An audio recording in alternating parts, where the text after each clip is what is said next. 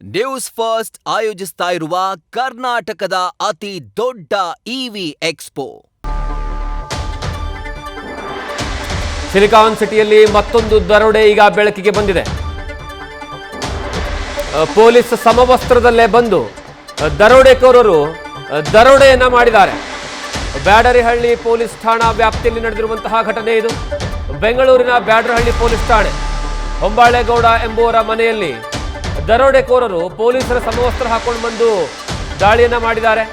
ಮನೆಗೆ ನುಗ್ಗಿ ಗನ್ ಮತ್ತು ಚಾಕುವನ್ನು ತೋರಿಸಿ ಅಲ್ಲಿ ದರೋಡೆ ಮಾಡಿದ್ದಾರೆ ಅನ್ನುವಂತಹ ವಿಚಾರ ಗೊತ್ತಾಗ್ತಾ ಇದೆ. ಹೊಂಬಾಳೆಗೌಡ ಪತ್ನಿಗೆ ಟೇಪ್ ಅನ್ನು ಸುತ್ತಿ ದರೋಡೆಯನ್ನ ಮಾಡಿದ್ದಾರೆ. ಬ್ಯಾಡರಹಳ್ಳಿ ಠಾಣೆಗೆ ಈ ಬಗ್ಗೆ ದೂರು ದಾಖಲು ಮಾಡಲಾಗಿದೆ. ನೀವು ದೃಶ್ಯಾವಳಿಗಳಲ್ಲಿ ನೋಡ್ತಾ ಇದ್ದೀರಾ. ಇದೇ ಮನೆ, ಇದು ಹೊಂಬಾಳೆ ಅನ್ನುವಂಥವರ ಮನೆ. ಎಷ್ಟು ದೊಡ್ಡದಾಗಿರುವಂತಹ ಮನೆಯಲ್ಲಿ ಪೊಲೀಸರ ಸಮವಸ್ತ್ರ ಹಾಕೊಂಡು ಪೊಲೀಸರ ರೀತಿಯಲ್ಲಿ ಪೊಲೀಸರೇ ಬಂದು ಮನೆಯಲ್ಲಿ ಏನಾದರೂ ಕೇಳ್ತಾ ಇದ್ದಾರೇನೋ ಅನ್ನುವಂತಹ ರೀತಿಯಲ್ಲಿ ಬಂದು ಯಾವುದೇ ಕಾರಣಕ್ಕೂ ಅನುಮಾನ ಬರದೇ ರೀತಿಯಲ್ಲಿ ಅಲ್ಲಿ ಮನೆಯಲ್ಲಿರುವಂತಹ ವಸ್ತುಗಳನ್ನು ದಾಳಿ ಮಾಡಿ ತೆಗೆದುಕೊಂಡು ಹೋಗಿದ್ದಾರೆ ಅನ್ನುವಂತಹ ವಿಚಾರ ಗೊತ್ತಾಗ್ತಾ ಇದೆ. ಹೊಂಬಾಳೆಗೌಡ ಅನ್ನುವಂಥವರ ಮನೆಯಲ್ಲಿ, ಇದು ಬೆಂಗಳೂರಿನ ಬ್ಯಾಡರಹಳ್ಳಿಯಲ್ಲಿರುವಂತಹ ಹೊಂಬಾಳೆಗೌಡ ಅನ್ನುವಂಥವರ ಮನೆಗೆ ನುಗ್ಗಿ ಗನ್ನನ್ನು ತೋರಿಸ್ತಾರೆ. ಅದಾದ ಮೇಲೆ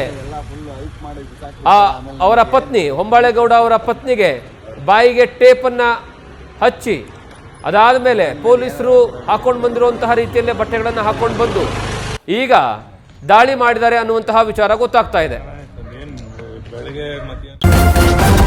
ನ್ಯೂಸ್ ಫಸ್ಟ್ ನಿರ್ಭೀತಿಯಿಂದ ನಿಮ್ಮ ಪರವಾಗಿ.